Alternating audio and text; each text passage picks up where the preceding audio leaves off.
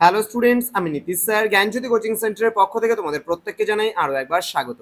তো স্টুডেন্টস, আজকে আমি তোমাদের সঙ্গে আলোচনা করব বাঁকুড়া ইউনিভার্সিটির অধীনস্থ যে সমস্ত ছাত্রছাত্রীরা ফোর্থ সেমিস্টারে মাইনর পলিটিক্যাল সায়েন্স অনার্স নিয়ে মাইনর পলিটিক্যাল সায়েন্স নিয়ে পড়াশোনা করছো, তাদের জন্য কিন্তু আজকের এই সাজেশনটা 2025-এর জন্য। তোমাদের মাইনর পলিটিক্যালে রয়েছে জনপ্রশাসন। এবার এই জনপ্রশাসনের প্রথম অধ্যায় থেকে তোমরা কোন কোন প্রশ্নগুলো তোমাদের কোশ্চেন প্যাটার্ন অনুযায়ী পড়বে, এই নিয়ে আজকের এই ক্লাসটিতে বিস্তারিত আলোচনা করব। ক্লাসটি শুরু করার পূর্বে তোমাদেরকে বলে রাখি, যারা এখনো আমাদের চ্যানেলটিকে সাবস্ক্রাইব করোনি তারা অবশ্যই চ্যানেলটিকে সাবস্ক্রাইব করে পাশে থাকা বেল আইকন অল প্রেস করে দাও, যাতে নেক্সট টাইম থেকে কোনো ভিডিও আপলোড করলে তার নোটিফিকেশনটা তুমি সবার আগে পেতে পারো। এছাড়া অনলাইনে তোমরা যদি চাও আমাদের ক্লাস জয়েন করবে, তারা অবশ্যই যোগাযোগ করো আমাদের অফিসিয়াল নাম্বার 7076398606 নাম্বারে অথবা 6295916282 নাম্বারে। তোমাদের টোটাল কোর্স ফি তোমাদেরই সাধ্যের মধ্যে শুধুমাত্র 499 রুপিসের বিনিময়ে তোমরা পেয়ে যাচ্ছ পুরো সেমিস্টারের সমস্ত নোটস। তো দেরি না করে আজই যোগাযোগ করো আমাদের সঙ্গে এবং যুক্ত হয়ে যাও আমাদের অনলাইন ক্লাসে। চলো শুরু করছি আজকের ক্লাসটা। প্রথম অধ্যায় থেকে যে প্রশ্নটা যে প্রশ্নগুলো তোমাদের রয়েছে সেটা যে প্রথমত জনপ্রশাসনের ধারণা ও বিবর্তন, এই যে চ্যাপ্টারটা রয়েছে এখান থেকে 2 নম্বরের তোমরা কোন কোন প্রশ্নগুলো পড়বে। দেখো, 2 নম্বরের জন্য তোমরা প্রথম প্রশ্ন যেটা পড়বে, জনপ্রশাসন কাকে বলে অথবা জনপ্রশাসনের সংজ্ঞা দাও। তারপরে জনপ্রশাসনের কর্ড কথাটির অর্থ কি? POSDCORB, এটা একটা ফুল ফর্ম রয়েছে, সেই ফুল ফর্মটা সম্পর্কে আমরা জানবো এবং এটা কিন্তু বড় প্রশ্নের জন্য গুরুত্বপূর্ণ। ঠিক আছে, অথবা দিয়ে এইভাবে আসতে পারে পুরো অর্থ কি, টিকা সম্পর্কিত আসতে পারে প্রশ্ন।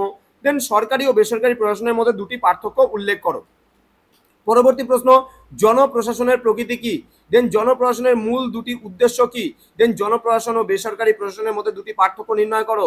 দেন স্টাফ এজেন্সি বলতে কি বোঝো, এর দুটি প্রধান কাজ উল্লেখ করো। দেন বেসরকারি প্রশাসনের দুটি উদ্দেশ্য লেখো। এবং জনপ্রশাসন কি বিজ্ঞান? জনপ্রশাসনের বিবর্তনের পর্যায়গুলি কি কি? সংগঠন বলতে কি বোঝো? সরকারি ও বেসরকারি প্রশাসনের মধ্যে সাদৃশ্যগুলি কি কি? সংকীর্ণ ও ব্যাপক অর্থে জনপ্রশাসন বলতে কি বোঝায়? নব জনপ্রশাসনের বিষয়ে একটি টিকা লেখো। দেন সমন্বয় সাধক বলতে কি বোঝো? এই কয়েকটা প্রশ্ন তোমরা পড়বে 2 মার্কসের জন্য। এবার 5 মার্কসের জন্য প্রশ্নমান 5-এর জন্য কি কি প্রশ্নগুলো পড়বে চলো জেনে নিই। প্রথম প্রশ্ন, জনপ্রশাসন ও বেসরকারি প্রশাসনের মধ্যে পার্থক্য লেখো। দেন POSDCORB সম্পর্কে একটি টিকা লেখো। দেন জনপ্রশাসন সম্পর্কে সংক্ষিপ্ত ধারণা দাও। নেক্সট রয়েছে জনপ্রশাসনের পরিচালন মতবাদ বলতে কি বোঝো? দেন জনপ্রশাসনের বিকাশে উড্রো উইলসনের অবদান উল্লেখ করো। এবং 10 নম্বরের জন্য তোমরা যেগুলো পড়বে, জনপ্রশাসন কাকে বলে, জনপ্রশাসন ও বেসরকারি প্রশাসনের মধ্যে পার্থক্যের ভিত্তিতে একটি নতিদীর্ঘ আলোচনা করো। দেন জনপ্রশাসন কাকে বলে, জনপ্রশাসনের বিভিন্ন স্তর ও পর্যায়গুলি সম্পর্কে আলোচনা করো। দেন জনপ্রশাসন কাকে বলে, জনপ্রশাসনের সংজ্ঞা ও পরিধি বিষয়বস্তু সম্পর্কে আলোচনা করো।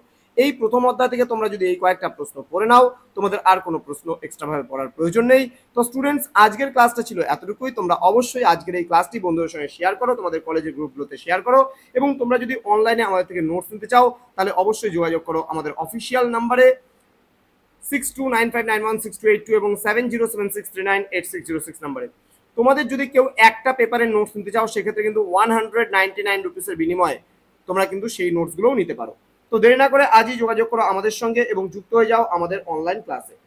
চলো, দেখা হচ্ছে খুব তাড়াতাড়ি আরো একটা নতুন ক্লাস নিয়ে তোমাদের সঙ্গে। তোমরা প্রত্যেকেই ভালো থেকো, সুস্থ থেকো। Thank you so much, thanks for watching after all, thank you.